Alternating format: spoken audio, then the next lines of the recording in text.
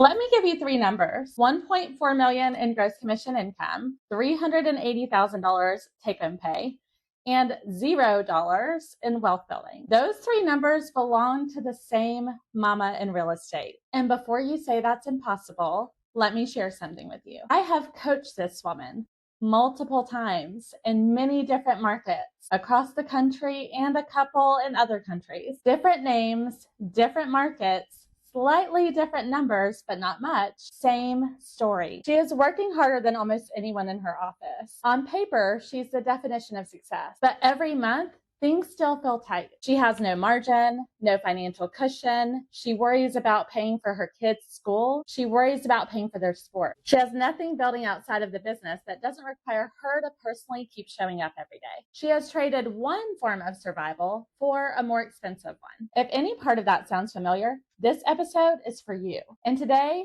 is the final of the 4P series. Today, we're talking about profit, not revenue, not GCI, not volume, profit. I'm Sandra Candler, founder of the Legacy Collaborative, former COO and CFO of the #1 real estate brokerage in my market, and a legacy CEO coach for top producing moms in real estate who are ready to stop building a business that takes away from the life that they wanted when they started and get that life back while continuing to build more profit. If this is your first time here, I'm so glad you found this episode. And I would encourage you to go back and watch this from episode 1, because everything we've built over the past 3 weeks leads to exactly what we're going to talk about today. This is episode 4, the final episode of the 4P framework: purpose, partnerships, people, and profit. And profit is last on purpose, because you cannot build real sustainable profit without purpose anchoring your decisions, partnerships multiplying your capacity, and people carrying your culture in every single room, whether you're in it or not. Profit is not where you start. It is where everything else lands when the foundation is right. Here is what I want you to notice before we go any further. Every woman I've ever coached who struggled with profit did not have a revenue problem. She had a clarity problem. Most of the time, she could tell me exactly how many units she closed last month. She could usually either tell me or find exactly how much GCI she's closed down to the penny year to date. Sometimes it takes a little digging, and she could tell me that. But ask her what she kept after every expense, every tool she's barely using, everything she's spending, and she had no idea. The answer gets fuzzy really fast. And that fuzziness is not a character flaw. It's what happens when a business grows faster than the systems tracking it. And it's exactly what we're going to fix today.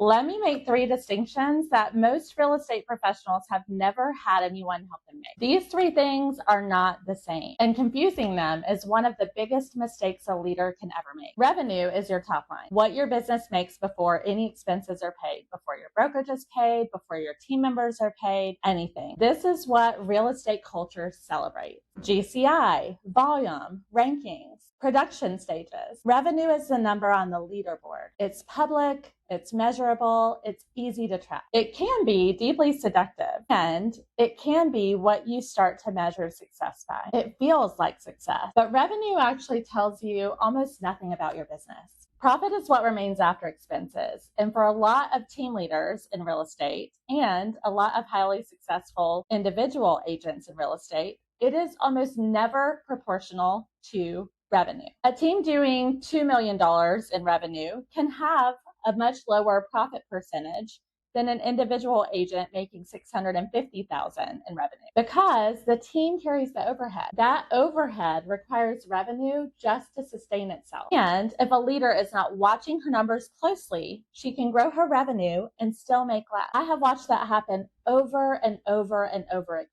And I love helping people dive into this. This can be one of the quietest and most demoralizing forms of burnout. Financial wealth is what you build with profit over time. Assets, investments, legacy structures that exist outside the business, a portfolio, a future that does not require you to close one more transaction next month, financial security that would hold if for some reason you needed to step back out of the business for 6 months. Most real estate professionals never reach this level. They stay in the revenue to expense cycle indefinitely, confusing high income with financial security. where you're still trading your personal time for money until the market shifts or life shifts and there's nothing to catch them. I want to sit here in that financial wealth distinction for a moment longer because it's usually what gets skipped over the most. A lot of women I talk to believe that once revenue is high enough, that financial wealth will just happen on its own. It will simply just appear. And guess what? It won't. Revenue never turns into wealth automatically.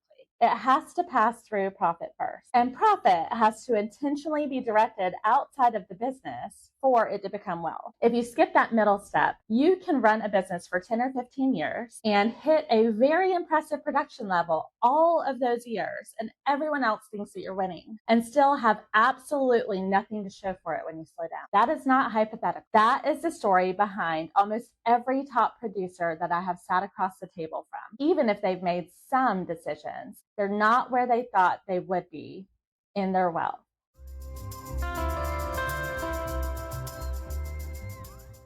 When I was the COO and CFO of the real estate brokerage I helped lead in this market, we were not the highest revenue brokerage in our market. We were the most profitable. We grew from some months operating at a loss right before I joined to within 3 years growing the profit 1,000%.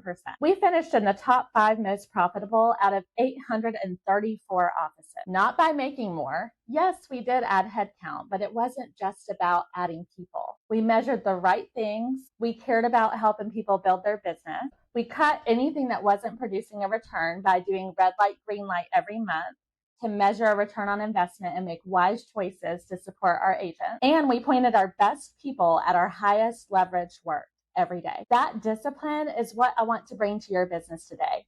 And I want you to redefine the word discipline. Discipline actually equals freedom. That season taught me something that I still teach every single client. Profit is rarely a revenue problem dressed up as a map. It's almost always an attention problem. Where leadership attention goes, results follow. And in most growing businesses, the leader's attention is scattered across multiple small decisions that should not require her at all, instead of concentrating on a few important ones that will move the business forward. Fixing that does not require a bigger team or a bigger marketing budget, unlike what other people will tell you. It requires a structure that protects the leader's attention the same way it protects the company's bank account.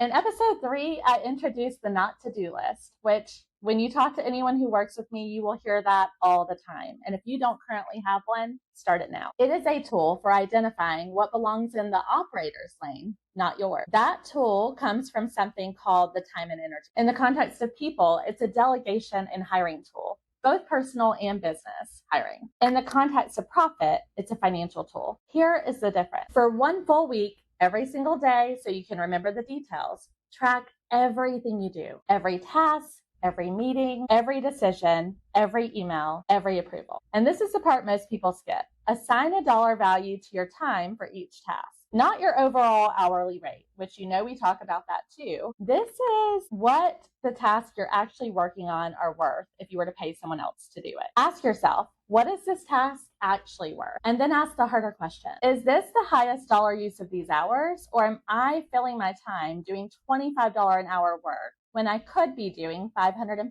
hour work? When top producing women do this audit, it's almost always the same. 40 to 60% of the work that they're focused on could be done by someone that is just a fraction of the rate that they're worth. They are personally reviewing every single social media post, every vendor invoice, answering questions that come up in the group chat, coordinating every transaction detail. Meanwhile, the listing appointments and high-value client conversations and relationships are being rushed or postponed altogether. That gap between where your profit is going and where it should be going is your profit leak. No new sales goal closes it. No new marketing campaign closes it. Only structure closes that gap. When you redirect your highest value hours toward your highest return work, your profit changes. Same business, different allocation, and completely different outcome for your profit and your energy.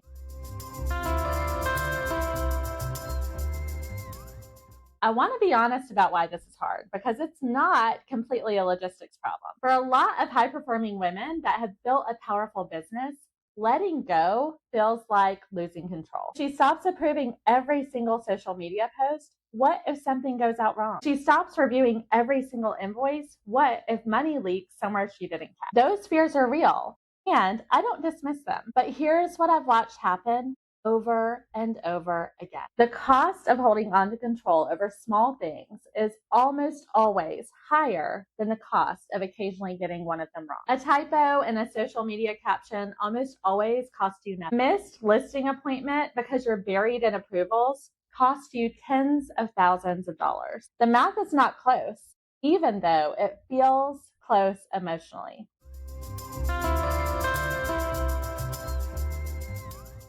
Let me tell you about Renee. 1.2 million in gross commission income, a team of 8, 6 days a week, every week. And every single month felt financially tight. And she genuinely could not understand why. She was producing well. The business looked so healthy from the outside and everyone celebrates her. But the numbers never felt like enough. We completed the time and energy audit together, and what we found was not a mystery once we laid it all out. Renee was personally handling every listing appointment, which made sense because it's her highest value work. But she was also leading every negotiation on transactions over $500,000 because she didn't trust her agents to be able to handle it. And she was approving every social media post, every single one. And she was reviewing every invoice over $200, every single one. She had built a team of 8 and was operating in every detail as if she was a solo agent with zero help. She had assigned her team responsibilities without authority. This meant everything still flowed through her, and she was paying the cost with time, margin, and mental exhaustion of never truly being off. We made one structural change first, a dollar threshold. Nothing under $1,000 went to Renee for approval. The decisions were made based on the budget tool that they had already agreed on prior to making any decisions. Her ops handled vendors, routine decisions, and day-to-day coordination of everything. And her mornings were protected and blocked. Protected, no exceptions. High dollar client conversations and listing strategy and conversations only. Every single morning.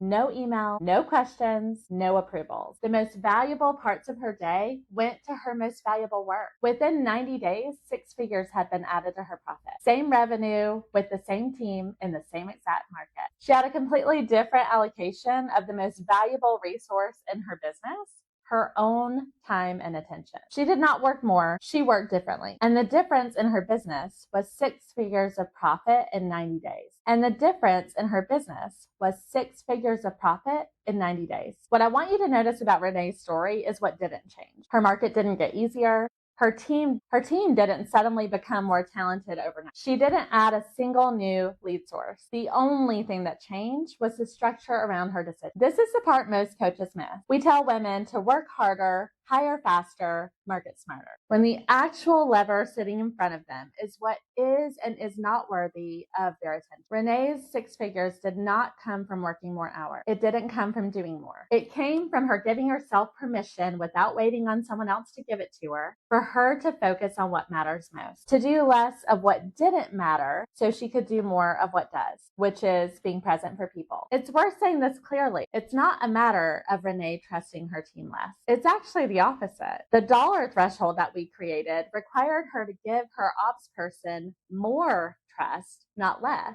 because it gave her authority instead of just a title. This is the part most leaders skip. They hire help, but never train them on the decision tree. They never teach the person how to think the same way they think. And they never give them the authority to make decisions because they never want to let go of the decision. So they end up spending money to pay for a team, but still making the decisions as if they're a solo agent. And it's exhausting. Structure without authority is delegation in name only and doesn't move profit forward. Authority is what moves profit, and it finally gives the leader time freed up to do what only she can do.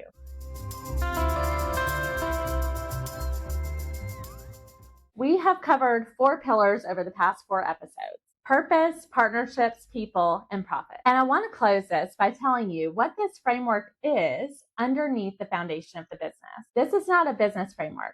This is a legacy framework. It is the architecture of a life that holds together no matter the market, not just through strong market high energy season. But through the years, when everything is hard all at once, when the market shifts and the team turns over and the kids need you more and you have less to give, and your parents need you more and you have less to give. A business built on this framework holds because it's built on something deeper than production. Purpose anchors you when the numbers don't cooperate. Partnerships multiply your capacity when your own runs out. People carry your culture when you can't be everywhere. And profit gives you the freedom, real, structural, lasting freedom to build something that outlasts you, to have choices, to be present, to step back when life calls for it without your entire business collapsing in your absence. That last part is what I want to leave you with. Your business should be a vehicle for your life, not the other way around. It should fund the presence you want to give your children, your grandchildren, your parents. It should create margin for the leader that you're still becoming,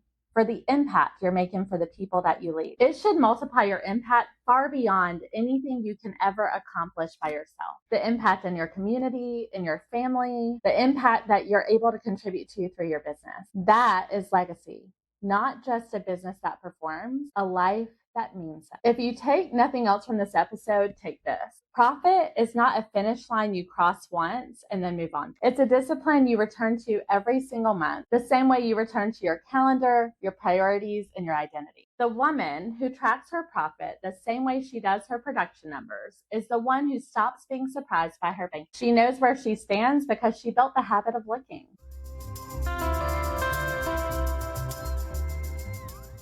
If this conversation resonated with you, share it with another woman leader who needs it. If this series gave you language for things you've been feeling in your life or business, but you couldn't quite name, please subscribe and share this with another woman leader who might need it. Share the whole series. Send episode 1 to someone that is successful and exhausted. Send this episode to someone you know is making great money in this industry and never feels like it's enough. One share can be the beginning of a completely different chapter in life for someone you love. And if you are ready to go deeper, to build a business that is completely aligned, to build a business that is fully aligned with your purpose, your values, and the legacy you want to create, I would love to support you inside the Legacy Collaborative. This is where we take everything across these 4 episodes and we build it together inside of your business. The link to apply is in the description below. I'm Sandra Candler, and this is Reflect Like a CEO, where we have real conversations about leadership, purpose, faith, and alignment. Thank you for being here for every episode of the 4P series. It has been an honor to build with you. Until next time,